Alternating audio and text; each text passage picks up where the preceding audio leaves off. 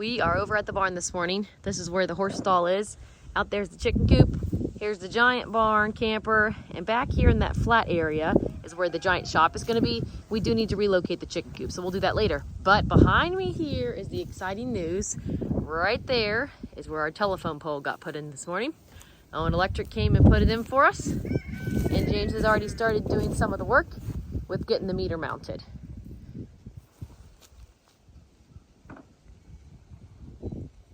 So here it is. I'll have him explain what he's done so far, and then I will record the rest of the progress so you guys can see how we do it. There's our horse. Hi, Tiger Lily. Hello.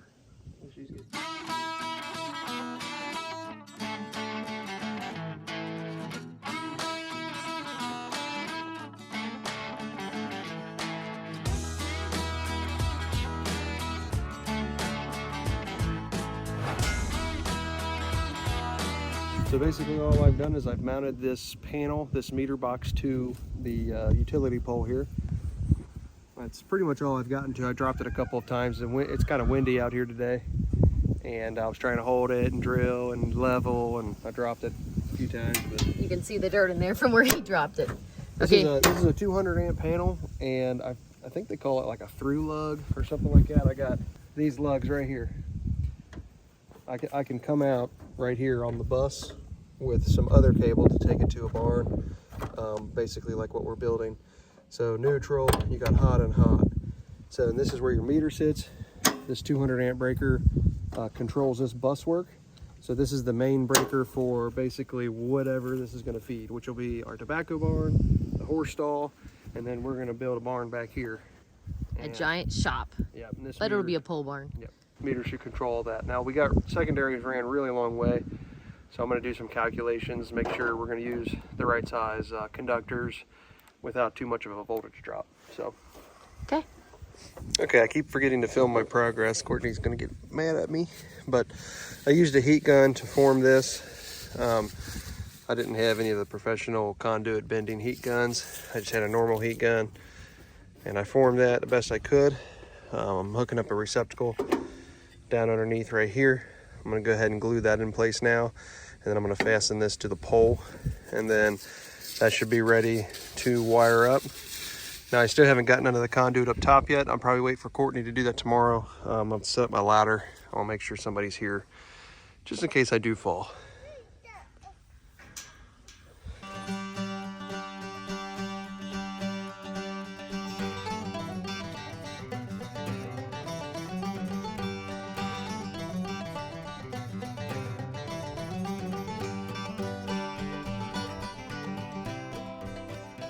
That's where we're going to stop for today. We got our conduit in, got the wire ran, got our pole in there. I got some silicone on this just to keep the rain out. Well, we're going to go ahead and sit this on here like so. Start putting this together to go ahead and attach our conduit on it. You can see I got a plastic cover right here. I'm going to take that off and put this metal one on there and put some silicone on it as well. Now I'm going to put a bead of silicone on this. I don't have any like pipe dope or anything, and it's just to ensure water doesn't get in there. So hopefully I won't have to take this out anytime soon, because silicone is like a glue as well. So just to smear it in there real nice.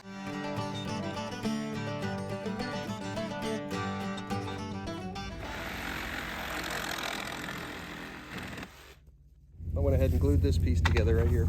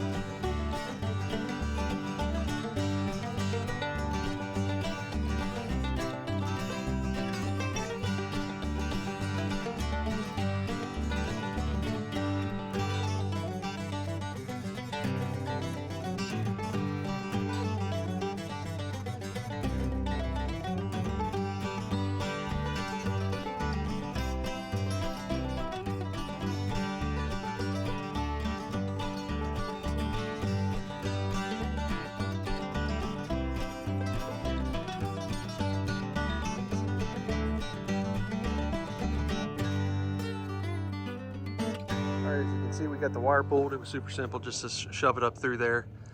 As long as you take the top part of the weather head off, it goes right through. I got about 36 inches extra hanging over for the utility company. That should be plenty. And the rest of this I'll just cut off. But we're gonna go ahead and terminate it inside this cabinet now. So we've got that. I have a tube of a special grease that goes on the conductors right here. Oxide inhibitor. This we're gonna put on the terminal, inside the lugs and on the aluminum, just to keep the aluminum from oxidizing at the connection point that can develop heat and cause some issues. So that's what we're gonna do. All right, so I'm just gonna go ahead and cut these, and I'm gonna use a utility knife to score in here and rip it and take that off. We're gonna put our neutral back here. We're gonna put our 2 hots right here. So I'm not gonna leave any play up here. It's gonna be too hard to bend the wire up how I need it. So we're just gonna hook it right to it. I should have plenty of play up there. They're gonna leave a big loop for, it's called a drip loop. So we're gonna do that. So I'm gonna go ahead and get these fastened in.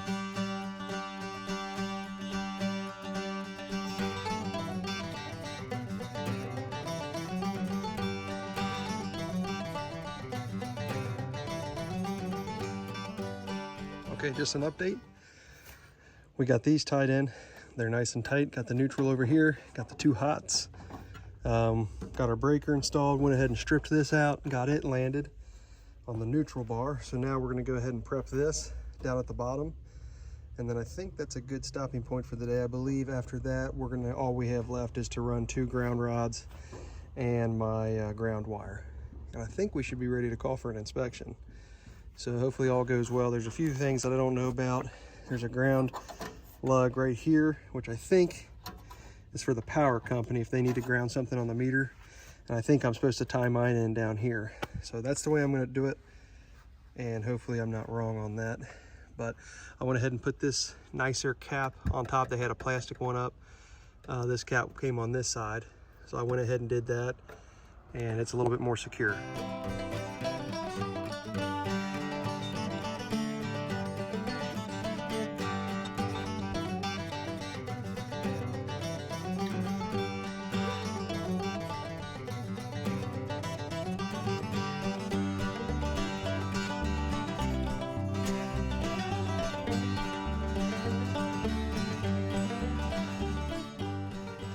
Okay, I think I'm done for today. Got my receptacle in place. Got a weatherproof box, weather rated receptacle. It's also tamper proof.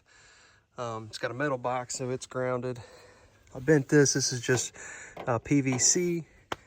Got it landed. I just have to land my ground wire here with my ground bars. Oh, I need to put a few more clamps on that pipe, and then we'll be done. Okay, I'm running in an 8-foot ground rod here. And I wanted to show you how easy it is with a hammer drill. My brother told me about this. This is actually his hammer drill that I'm getting a little muddy. It's a little windy today, so hopefully you can hear me, but I pushed this in the ground as far as I could. This is nothing but rock and clay here. And now we're gonna use this hammer drill to put this down in the earth. Let's see how it works. This slips right into the end of this chuck.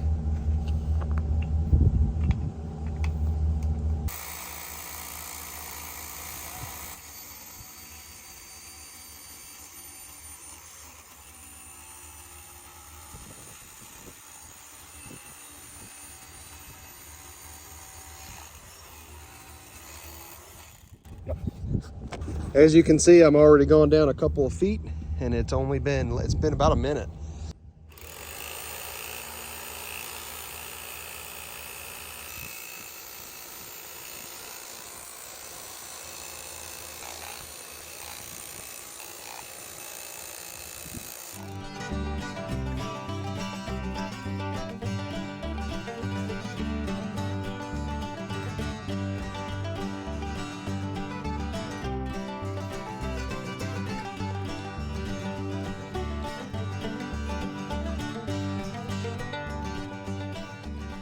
All right, we got both ground rods in. Only problem is that one's out 6 inches. I hit something very big, so I'm gonna try to take care of that. Got everything else in though, looks good. Okay, here's the finished project. I have my inspection today. So we got everything hooked up here. I did have to change this wire out. in this conduit is considered wet location. So I had to get some of this stuff, which is rated for wet location, not the normal Romex. You could also use the underground rated gray sheathing cable, but I had some of this stuff. So I went ahead and ran that. I got my number 6 ground going into a ground rod here. 6 feet away, ground rod there. They're 8-foot ground rods. Got me one receptacle. This is 20 amp, which means that this is 12 gauge. And we should be ready to go here. Got everything rain tight. So we'll see what the inspector says. This receptacle has to have this bubble cover, and it also has to be weather rated or wet rated. And it's also a GFCI. So, all right, hopefully the inspector passes me.